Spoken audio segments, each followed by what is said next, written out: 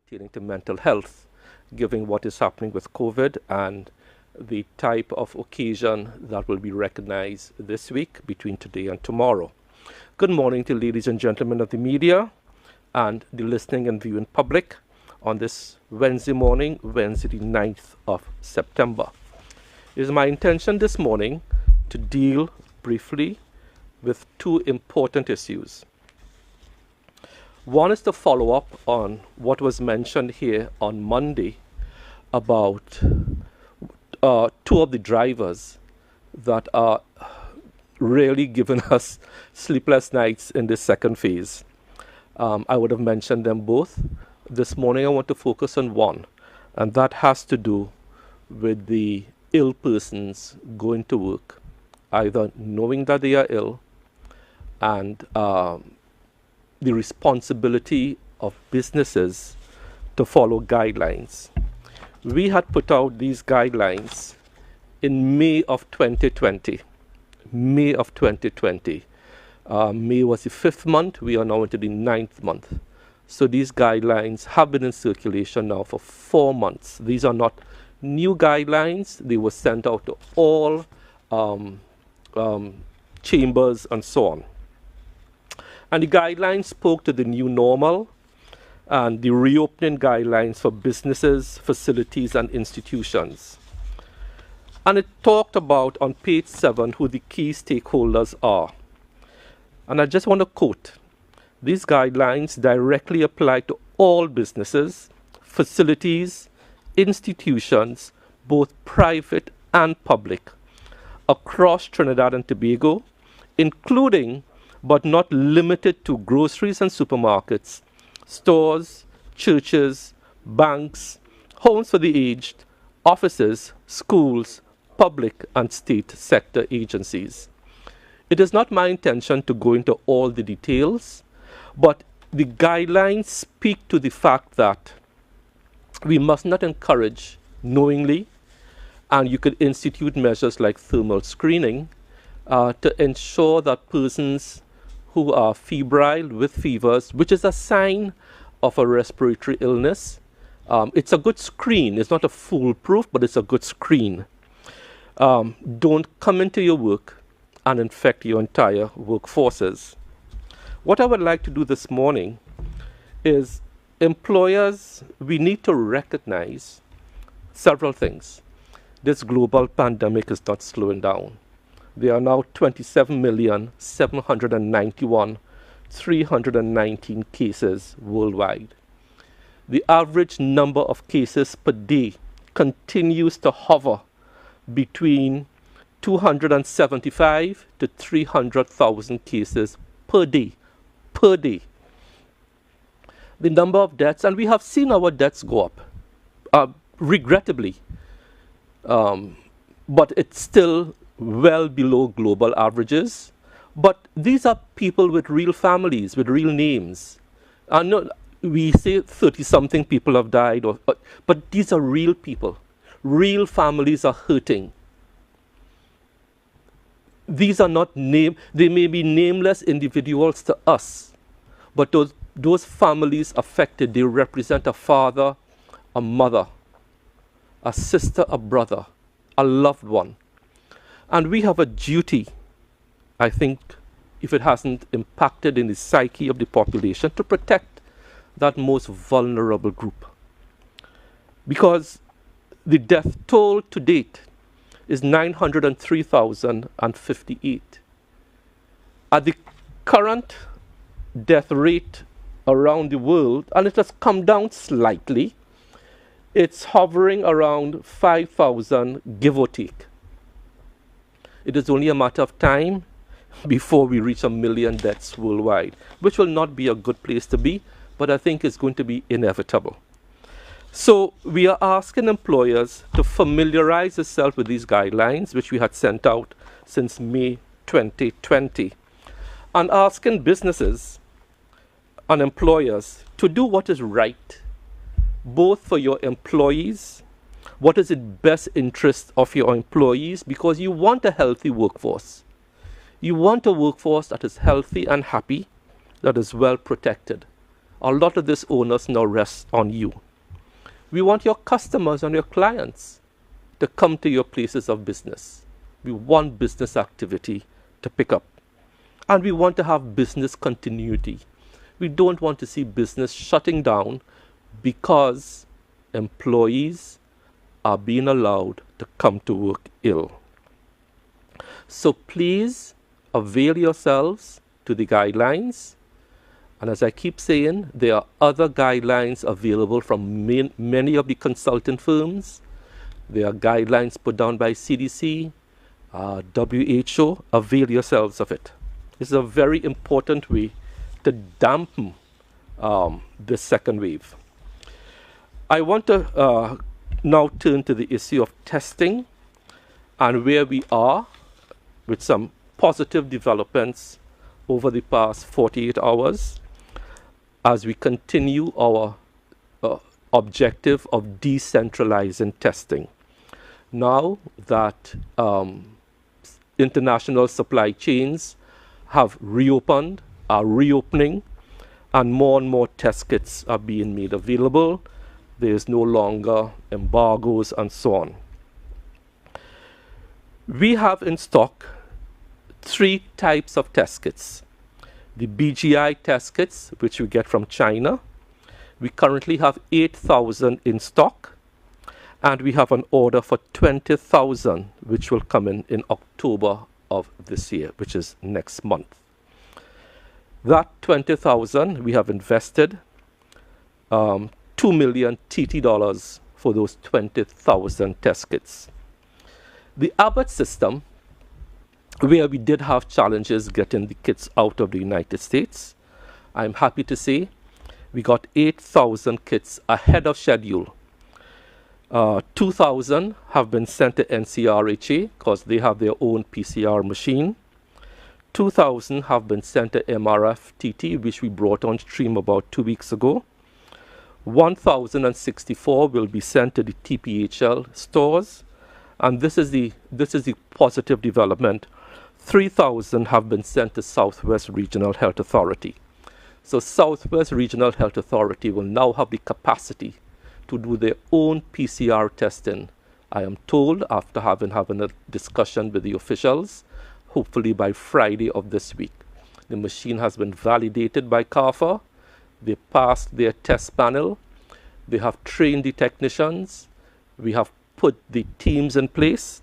So Southwest is going to have a significant ease. Those 8,000 tests would have cost 4.2 million TT dollars, and we have 28,800 coming in October at a cost of 9.3 million TT dollars. The Gene Expert tests, we are exploring more and more avenues for that. I can't give you exact dates and figures on that, but we do have some tests in the country. Antigen testing, I'll give you an update.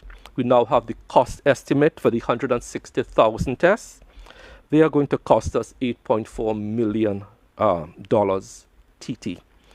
And the antigen testing will be the real game changer for the total decentralization down to point of care.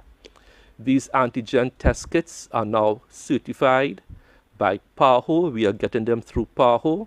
The technology has improved greatly in the past 2 months, where we can now trust these tests. So in total, for some of the tests that recently came in, the Abbott tests, and all the test kits we have coming into the country, we are now expending in this phase of purchasing test kits about 23.9 million TT dollars.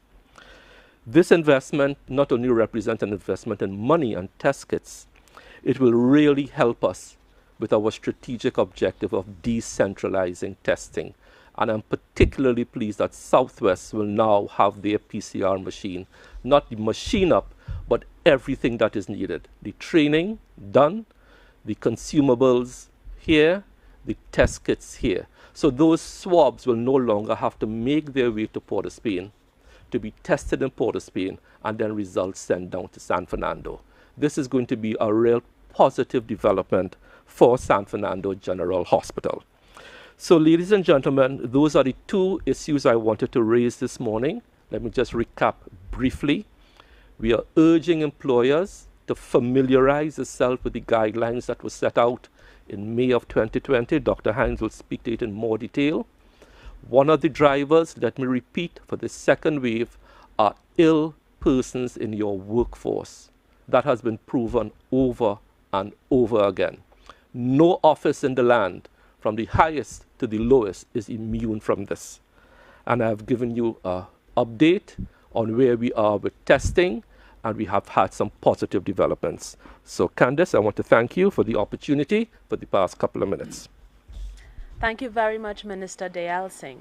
And now we move to Dr. Hines, who will provide us with the clinical update and some additional guidelines for the workforce. Thank you, Ms. Alcantara. Good morning, Honorable Minister. Good morning to my colleague, Dr. Othello. Good morning to the members of the media, the viewing and the listening public. Today's update for September 9th, 2020 is as follows. The number of samples that were submitted to the UE and CARFA local testing sites for today, up to today, were 25,796, out of which 22,874 are classified as unique patient tests. There are currently 2,493 positives out of that testing system, and there are 1,705 active cases that have been diagnosed and are still considered active at this point in time. To date, there have been 39 deaths, and we extend our condolences to those families, and there have been 749 discharges. You would note that the 102 additional cases which we'll be reporting on for the most recent time period would actually be comprised of two distinct groups of persons. 43 of these were actually persons who were in the police academy and therefore not out and about interacting with the public because they had already been identified as potentially having been exposed. They have been tested and they will be processed according to their clinical symptoms and the clinical requirements. It is also to be noted that out of the 102 positive cases, that group actually corresponds to a time frame of testing that would have occurred between the 29th of August and the 8th of September, so it does not represent just a 24-hour time period. With regard to the clinical update of the patients currently in the health system for COVID-19, there are 103 patients currently hospitalized. In Hoover Hospital, there are 77, with 5 in the ICU and 10 in the HDU. At the Cora Hospital, there are 26. In the step-down facilities or the transition facilities, there are currently 38 individuals, 5 at UE Debe, 32 at UE Freedom Hall, 1 at Napa. And the capacity of these sites in terms of their occupancy is as follows. For the hospitalization sites, we are approximately 40% capacity. For the step-down sites, we are at 38% capacity. And with regard to the individuals who are in the suspect ward, that is, individuals awaiting test results but being given clinical care for their respiratory issues as they currently arise, we are at 68 individuals out of 141 spaces, so that's approximately 48%. So this just gives an idea of the current occupancy versus capacity of the parallel health system. The individuals currently in quarantine that would be part of the repatriation process are as follows. We have 14 at the Chancellor site, 19 at the Cascadia site, 26 at Home of Football, 45 at Regent Star, 95 at Paria. So in total, there are 199 persons in that system, which represents approximately 64% of that capacity.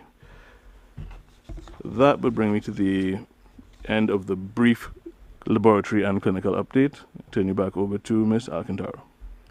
Thank you very much, Dr. Hines. And Dr. Hines has some more information for us as it relates to guidelines for the workforce and employers. Thank you, Ms. Alcantara. Now, I'm not going to go through the entire new normal document. This document can be found on the Ministry of Health's website. The section for guidelines is actually quite well demarcated, so I would encourage everyone to reference the document that is lodged there. But as we have noted that ill individuals coming into the workplace happens to be one of the driving factors in the new and ongoing infections, we do want to highlight a few key points. And this is more to do with the relationship between employers and employees than it is to do with the employers and the clients that they may service. We do want to ensure that the physical distancing requirements are maintained, that where office spacing does not allow physical distancing to be maintained with the full complement of staff, that rotations be considered, and that these rotations allow for both continuity and physical spacing that reduces risk.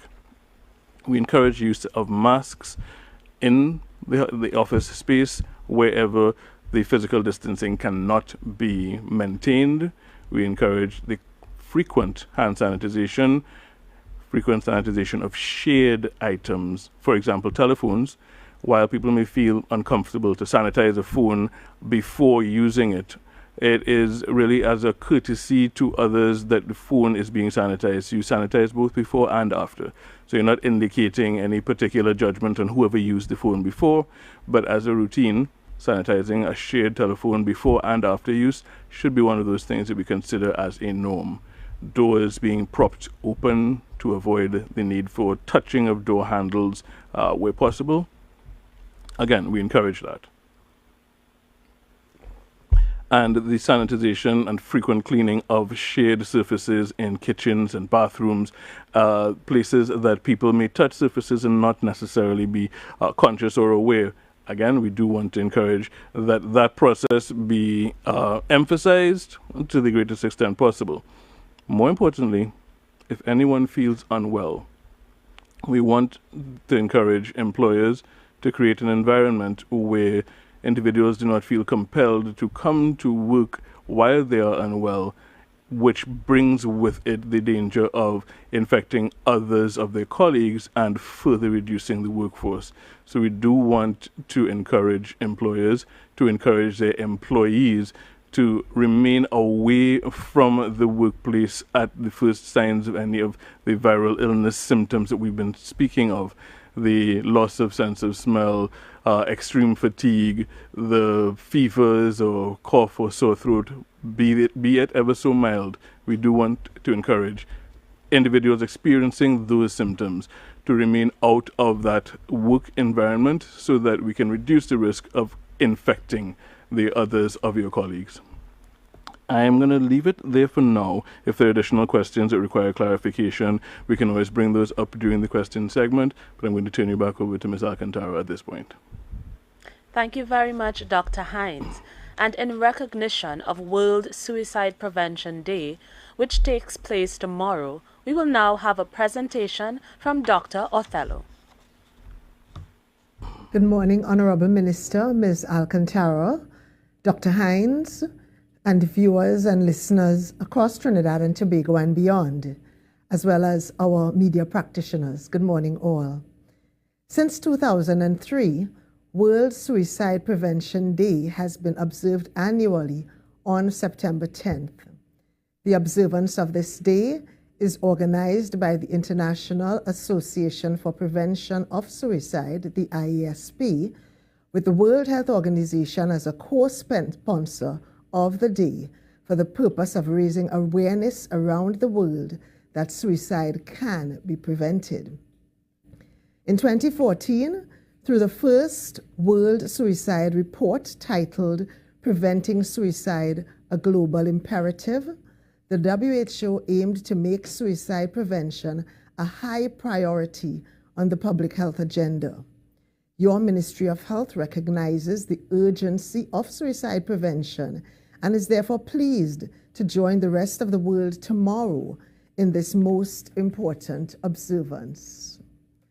According to the WHO, close to 800,000 persons die due to suicide every year. That is equivalent to one person every 40 seconds. While there is no single reason why persons end their lives by suicide, this public health hazard affects every country, every ethnic group, every age group, every income group. Basically, it affects persons across the board. Although it affects both genders, more men die by suicide than women. May I have the first slide, please?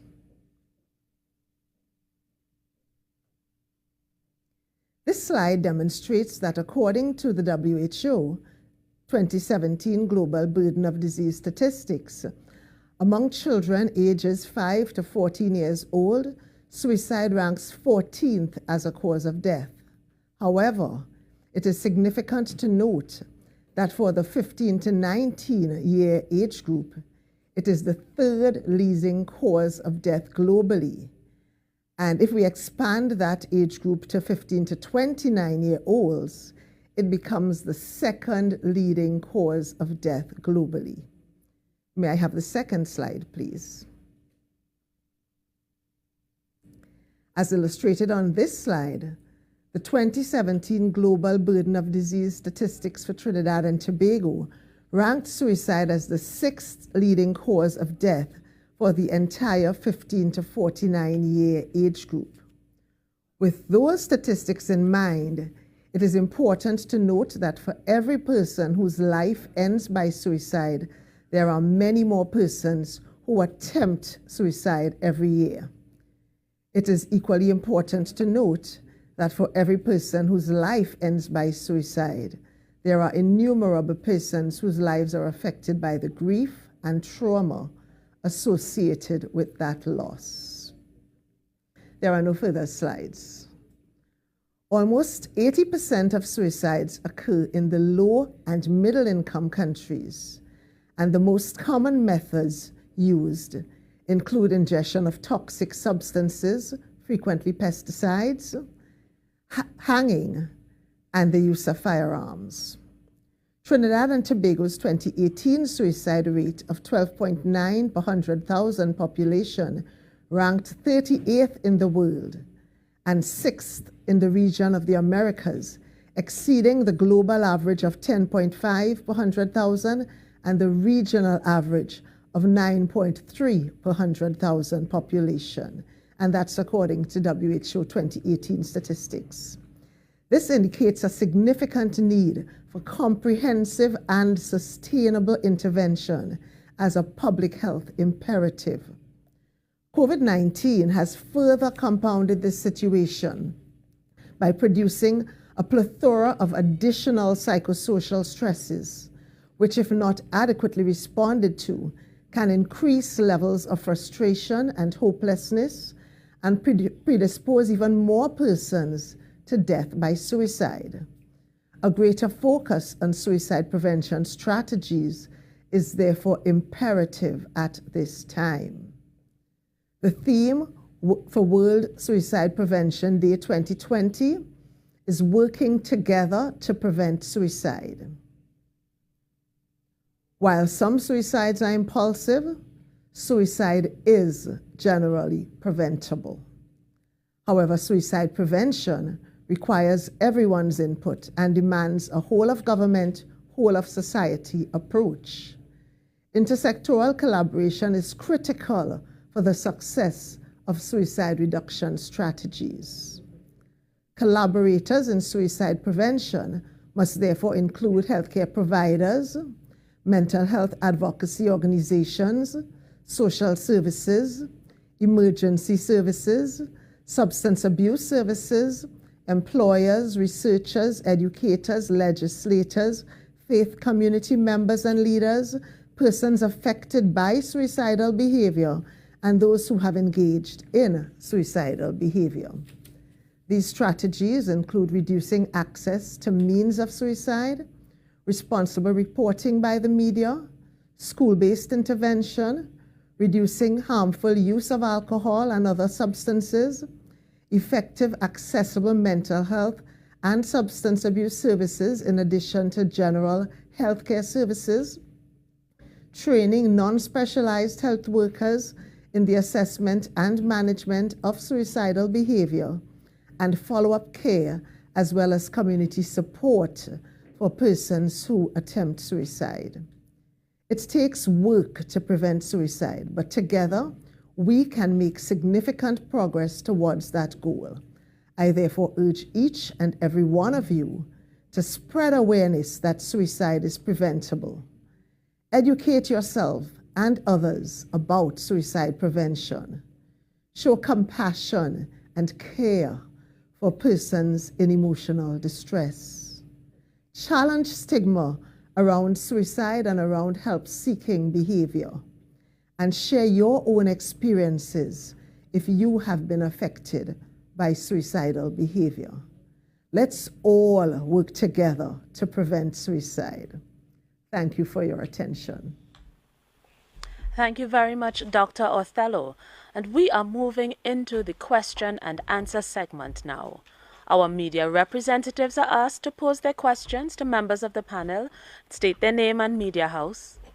Because our time is limited, we request a maximum of 2 questions per media house. We begin with Guardian Media Limited. Hi, morning everyone. Rashad Khan, Guardian Media Limited. I have 2 questions this morning. Firstly, Minister Diyal Singh, I've seen on social media at least one advertisement from a contractor that they are doing COVID-19 sanitization. And I was wondering, for any companies or any of this sort who are doing sanitation for COVID-19, do they need to go through any sort of process through the ministry to get approval to do it? And with that in mind, I know there's one company for certain that the Ministry of Health is using at its hospitals and stuff. I don't want to call the name, but could you say how much has been paid to this company so far in our COVID-19 fight? And to Dr. Hines, on the last occasion of the press conference on Monday, I asked about the deaths that we've seen recently. And I asked how many of these persons died at hospital, if any died at home at all, and in what condition were they warded in when they died. But I didn't get a response then, so I'd like to ask that question again. Okay, thank you, Rashad, for your questions. No company needs approval from the ministry to sanitize. That will be the height of micromanaging, which will actually slow down the sanitization process. I don't think any country in the world requires prior approval. There are standard chemicals to be used, from simple bleach and water. Dr. Rahman was here several times talking about the type of chemicals that can be used. So no company needs approval. How much has been spent to a particular company? I wouldn't have that figure off the top of my head. I will have to get that from North Central RHA, because they are the ones who will employ any contractor in the COVID fight. So I will ask them, and hopefully I can have that answer for you at a future date. Okay, good morning. Thank you for your question. With regard to the deaths, the majority of the persons who have passed on in hospital care. I believe there may have been an incident or two, I'm not exactly sure, but we will verify and get back to you, where individuals may not have reached the hospital prior to having passed on, but they may have been tested or diagnosed somewhere within the time frame. The important thing about this is really that, again, because we're seeing the recurring pattern of individuals with pre-existing conditions and individuals in the older age brackets having the less favorable outcomes, we do again want to encourage that if you have respiratory illness, if you're beginning to have any worsening of your symptoms, that you do not base your decision to seek care or to go to a facility strictly on the basis of whether you know your COVID-19 result or not, or on the basis of whether you can reach out to the individuals who may have been in contact with you previously. If symptoms are worsening, the best thing to do would be to contact the emergency services, who can take you through the appropriate channels for seeking urgent care, and the protection of all individuals, including the patient, is ensured by the quick access to a standardized channel for care, which is the emergency service. So please don't hesitate to use that while either awaiting a result, awaiting the system to contact you once more if they were following you up before. Those are the sorts of things we'd like to avoid.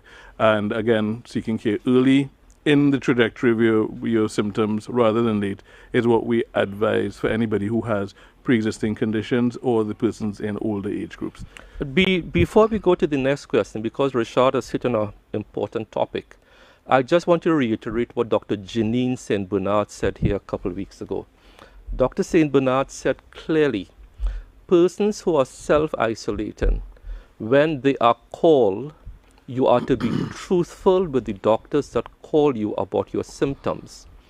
Because what she noticed is that when you talk to the patient, you get one story, but then when you talk to the family members, you get a different story. So there's a strong sense of responsibility now, as we are not hospitalizing everyone, which has gone down well. People were asking for this, that you be totally honest with the doctors that call you twice a day. And if you are not feeling well, if you are feeling worse, Dr. St. Bernard said, if you feel your pulse is racing, you are having trouble to breathe, stand up, don't downplay it. Because she has said clearly, when you speak to the family members, you get a different version than when you speak to the actual patient. So Richard has raised an absolutely vital point here. Thank you. Thank you very much. And now we move to 91.9. Hello, good morning. We're next to 91.9. Good morning, Minister and the panel, Dr. Otello and Dr. Hines. This question, I hope you can give some answer to, but I think it's where we are at now in the pandemic.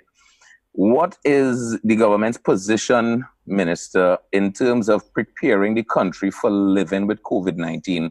As you continue to see people not responding positively to some of the measures, people still getting ticketed for not wearing masks and so on, it seems as though in this second phase, we have not seen a particular slowing as yet. And Dr. Hyde, you could probably speak to whether we are looking for a third phase, or are we looking into moving into living with COVID-19? And, what would that mean for the health ministry moving forward? If you could answer those, I'll be appreciated. Good morning. Thank you. So we have said clearly, and I want to echo the Honorable Prime Minister and myself.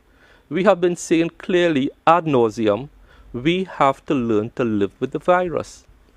Not only Trinidad and Tobago, because I think sometimes we feel this is a Trinidad and Tobago thing. This is a global, the world has to learn to live with the virus. The world has to learn to adapt and change its behavior and its expectations of what life is going to be. For this generation, this is what people who lived through World War II had to do. For 7 years of World War II. You lived through World War I, you had to go through this. 9/11, you have to go through this. The 1918 flu pandemic, you had to change. This is our World War I, our World War II. And we have to change because the virus shows no hint of going away. The global number of cases, as I said before, what did I say they were at? Seems to be consistently high. Let me just give you the figure again. It's about 3,000. Right, I have it here. It's about 275, 250, 300,000 cases per day. And it has been averaging that since June. We started to hit 300,000 cases a day since June. We are now in September. So we have to learn to live with the virus. The game changer for this will be a vaccine. When we will get a vaccine that is safe and effective, that has gone through all phases, especially phase 3 clinical trials, the cautiously optimistic say early 2021, we wait and see. The virus sets the agenda. The virus sets the agenda on this. So it's going to be a continuous program of giving information, guidance, legislation, and unfortunately now law enforcement. Because as you have rightly said, there are still some pockets of people who don't get the message and who will only respond to police enforcement. That is regrettable. But for those individuals and those sectors of society that don't want to voluntarily cooperate, that has to be done. I'll give you an example. I left here Monday after the press conference. And I'm so sorry to have to say it, but I have to say it. I went to purchase lunch. And you know what I saw? Someone in full view of the public with their mask down eating lunch on the premises. It is clearly against the public health regulations for in-store dining. How do you legislate again for that?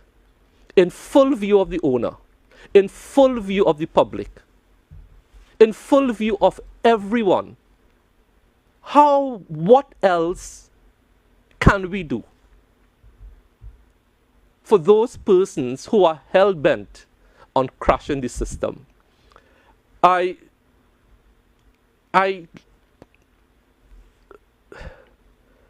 Let me stop there. I was so bitterly disappointed in that establishment. Bitterly disappointed. We tell people no in-store dining. Keep your business going with takeout. We know what is happening in the bars. In some bars, not all, some are being responsible. You saw the front page of the Express today. People have to work with us to understand we have to live with the virus and change our lives to suit. Thank you very much.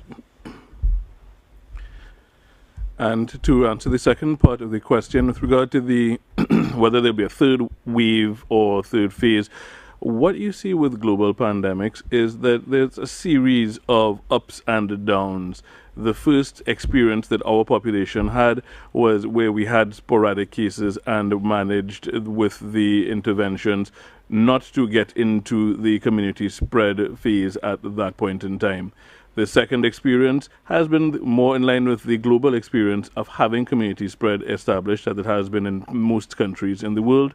And at that juncture, all that happens is that you implement measures to slow, you get some slowing, you may release measures, you may get some increases. You've seen it happen in Australia and New Zealand and other places where there's going to be a waxing and waning of measures, cases, and this will eventually diminish with time. But in the intervening period, to echo the minister's sentiments, what we need to do is take all of the precautions necessary to live with the virus and to conduct our life's activities in spite of the ongoing risk with the highest level of precaution that we can manage and maintain. Ms. Alcantara? Thank you very much, Dr. Hines. And AZP News, we're ready for your questions now, please. Hi, good morning. Priya Bihari, azpnews.com.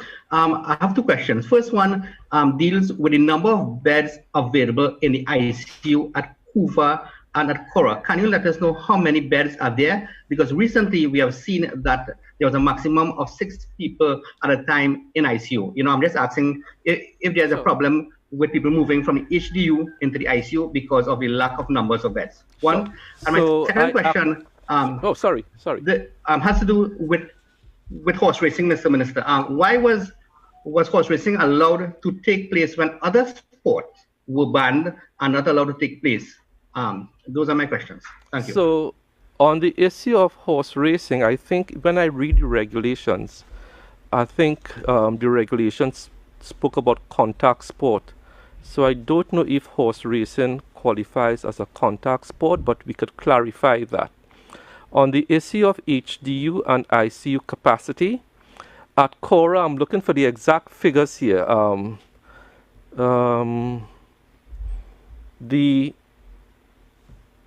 Couva facility, we had started off there activating the the pediatric tower. We took a decision recently to activate the adult tower. That has been done. In Cora, many months ago, we took a decision to convert the 4 isolation spaces there into ICU. So you have 4 there. Then you have ICU capacity at AREMA. I'm trying to look for the numbers here. And then you also have ICU capacity at Pointe-a-Pierre. So in terms of ICU, HDU capacity, we are well served. If I get the exact numbers, I will give it to you in a subsequent question and answer period here. Thank you very much. And we go to AZP News. Oh no, we just did AZP. My apologies. 98.1, please. And good morning again to the panel. Stephen Cummings, 98.1 FM. I would address my 2 questions. One to Dr. Othello and the other to Dr. Hines. Dr. Hines, I start with you. You spoke on the last occasion of the vulnerability of densely populated areas in the country in terms of residency. Is it that the ministry now has a special focus on densely populated communities rather than the movement or behavior of people across communities? And Dr. Othello, there's little data yet on the COVID-19 pandemic and its impact on suicide rates or even families who have so far lost relatives during this period. But clearly the pandemic has added intense emotional and mental stress to the lives of people around the world. Is it that we in Trinidad and Tobago and from your office, we could see some kind of official monitoring or reporting along with the necessary prescriptive measures where needed in treating with people? Thank you. Thank you very much. First question to Dr. Hines. Thank you for your question, Mr. Cummings. When we spoke about the geographic distribution of the cases on Monday, we were not speaking about specific vulnerability based on your geographic location, but we were speaking about the fact that the density of the population drove the distribution of cases, and we summarized that by saying where there are people, there are cases. The population density really refers to the number of people within a given square area, whether it is square mileage, square kilometers, etc. And we do see that the pattern of distribution of the largest number of cases is found where the population densities are shown by the maps on Monday, where the population densities are greatest. But the approach to reducing the risk for spread, as you correctly alluded to, is not a matter of looking at the population density, but looking at individual behaviors and attempting to get collective population behavior to reduce risk by taking all of the necessary precautions. So there isn't going to be a specific geographic focus. What we need is individual responsibility to amount to behaviors that lead to good collective outcomes. Okay, so I do have some additional information. I'm reading a reply which is a few days old, so the numbers may be a bit off. This is from the CEO of North Central, Mr. Davlin Thomas. The ICU at the pediatric tower of Couva is filled. However, there is additional capacity at AREMA, as we said, and AREMA is currently treating ICU. And the adult tower at Couva is also currently treating ICU patients. So there is no shortage of either ICU or HDU capacity. We have capacity at both towers at Couva, AREMA, and Point Fortin, and Cora with 4. Thank you very much. Thank you very much. And now to Dr. Othello for the second question. Thank you for your question, Mr. Cummings. The Ministry of Health has in fact recently completed a national suicide prevention strategy, and this strategy will be rolled out in the coming months. However, what it aims to do is to reduce the rate of suicide in Trinidad and Tobago by 10% over 5 years as part of a national response to suicide, which will be implemented in 5-year phases. So that's only the aim for the first 5 years. What we're looking at is providing producing mechanisms for proper monitoring of suicide statistics, as well as addressing specific high-risk groups and meeting their needs efficiently, and reducing the risk factors that predispose persons towards suicidal behavior. So the ministry is in fact looking at that. We are aware that the current scenario increases stress, increases hopelessness in some persons, and we are aware that we have to have an excellent response to that. In addition to the Ministry of Health, there is also research going on by several persons at the University of the West Indies that's also looking at the mental health impact of COVID-19. So I hope that answers your question. Thank you, Dr. Othello. And we move now to I-95.5. Good morning to everyone. Whitfield Turner from I-95.5. Dr. Othello, I just want to follow up on Stephen's last question. Is your department sufficiently staffed and resourced to adequately address the likely upsurge in mental health needs during this particular pandemic period that we are in? And for Minister Dayal Singh, we now have a situation where certain classes of persons are being asked to supply a negative COVID-19 test within 72 hours of their scheduled arrival into the country. In the event that there is some unforeseen delay due to no fault of theirs, they are asking whether that PCR test would still be acknowledged, or what would happen if they are now outside of that 72-hour period coming into the country. Thank you. So you asked, just repeat briefly the question you were asking about the returning nationals and PCR tests. I didn't really get the gist of I just want to make sure I'm accurate. Briefly. Right. Now persons are being asked, certain classes of persons would now have to supply a negative PCR test before coming into the country. And they are trying to find out if something should happen on their way here that puts them outside of that 72-hour window. What happens to the test results? Is it going to be honored still? Dr. Hines, you're the technician here. Okay, so if I understand the question correctly, saying the person did get their result within the 72-hour period, but then were further delayed by circumstances beyond their control, will that negative PCR result be acknowledged? And the answer to that would generally be yes, but it would still be assessed on a case-by-case basis. Okay. So it will be reviewed, the information will be checked, but under normal circumstances, we would think that we would be able to accommodate that because we'd need to retest when they arrive in any case. But that can be further updated by the CMO when he next presents on that repatriation process. And that is something to be worked out between the CMO and the Ministry of National Security. Okay.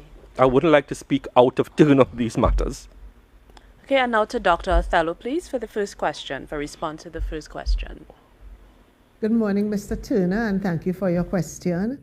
With respect to you said my department, so I'm assuming that you mean the mental health unit in the Ministry of Health. We are predominantly a department that focuses on policy development and technical support rather than the operational side of the mental health services. So that the operational side, in terms of responding to the needs of persons who may be contemplating suicidal behavior or their families or loved ones, that within the Ministry of Health rests within the RHAs. There are mental health services, as I described before, that are provided across Trinidad and Tobago by all the RHAs, and that's the place where someone is needing to seek help for be it depression or anxiety or any other mental health disorder or any other situation that can increase their risk for attempting or, God forbid, completing suicide. You would be encouraged to seek help at one of the RHA facilities. In addition to that, there is also the helpline Lifeline, which provides human service to persons who need a listening ear, and they are available 24 hours a day. Thank you very much, Dr. Othello. And now to Loop TT, please.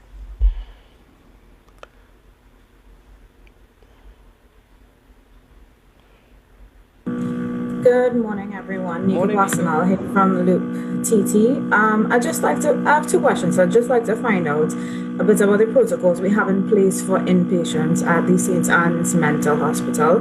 I think it's a bit important to touch on how they're treated if found to be COVID positive within the context of an existing mental health issue. And my second question, is the public health sector making any provisions for people who need PCR tests for leaving Trinidad and Tobago? I know we had a situation where our country's policy changed a bit quickly, and so our authorities really couldn't help at that time, but has anything changed since then? So I will let Dr. Othello deal with the first issue, but as the Minister of Health, we are instituting a parallel system to accommodate mental health patients who are COVID positive. I had that conversation yesterday with the CEO of Northwest RHA and the CEO of Southwest RHA this morning. So we are setting up under the auspices of Northwest RHA a facility to accommodate just that. Dr. Othello could tell you more directly about the care of mental health patients who are COVID positive. Okay, at the St. Anne's Hospital, what has been set up has been a system where new persons being admitted are all taken to one area of the hospital rather than sent to the individual wards, so that they are screened before they go to that ward, and persons stay in that ward for a period of 14 days before they go to the other wards. So that is intended so that if somebody who is admitted starts to present with flu-like symptoms, they can be tested and managed and all of that, rather than going to the other wards and contaminating, or, well, I don't like to use the word contaminating, but increasing the risk for transmission to patients in other wards. With respect to the additional measures being put in place, I myself am in the process of catching up with the details of that. So that question would have to be answered at another time. And let me just go back to the other part of Nika's question to me.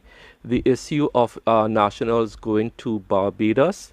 They can take advantage, and I'm being told on the ministry's website, where they can be directed to get their PCR tests in the private sector. Thank you very much. Thank you very much. And questions now from CL Communications, please.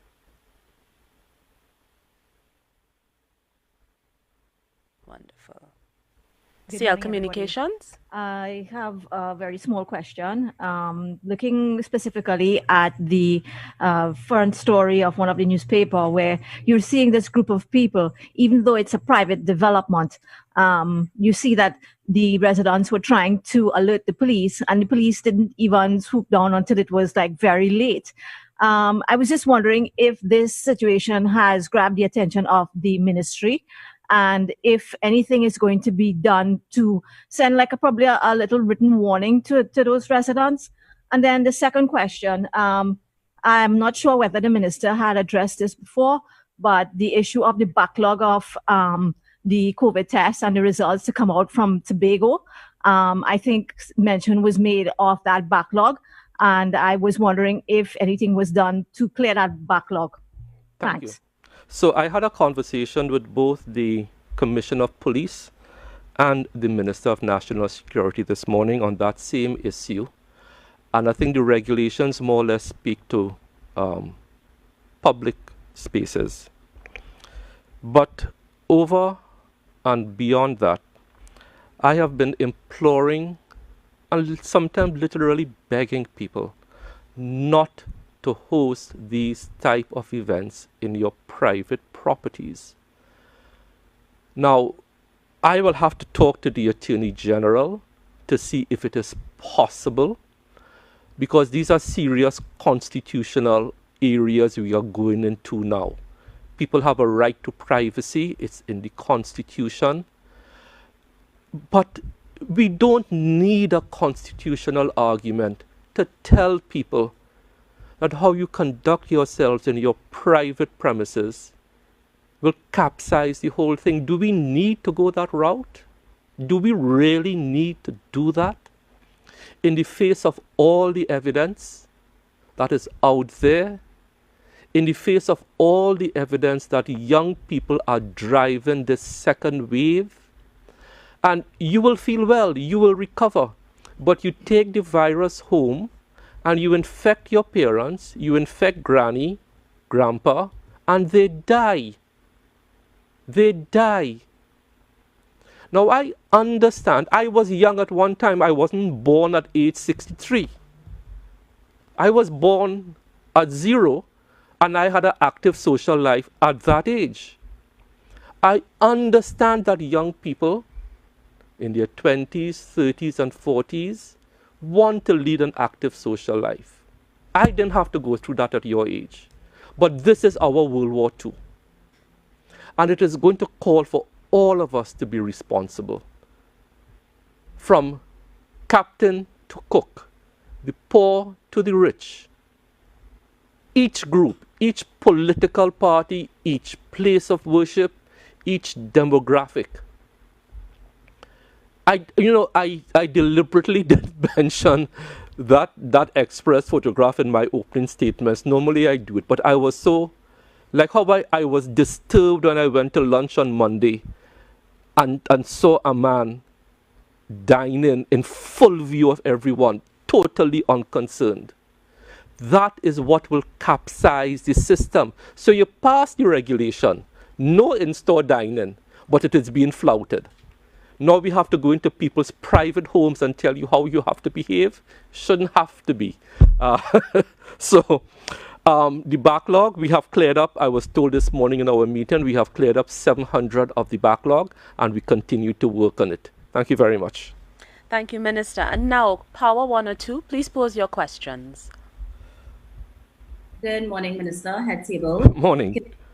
Power 102 FM. Minister, my question this morning is about vaccines. There was an article published by CNN this morning where I think it was AstraZeneca. They actually paused trials on their, I think it's Oxford vaccine, because one of the volunteers got ill because of the vaccine. And so I know that last month, I think the ministry was invited to a meeting about vaccines, well, VCVs on the whole.